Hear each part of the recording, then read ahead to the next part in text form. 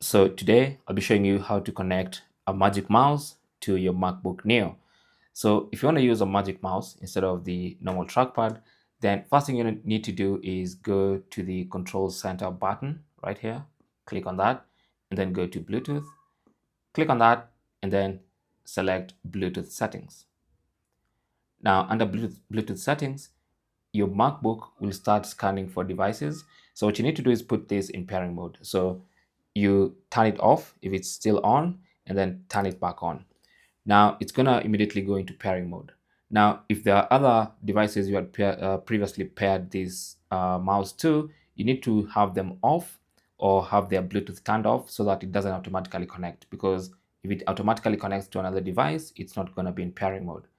So as long as it's not connected to a device currently, then it's going to go into pairing mode, and you should see it in the nearby devices section. And all you have to do now is click on connect.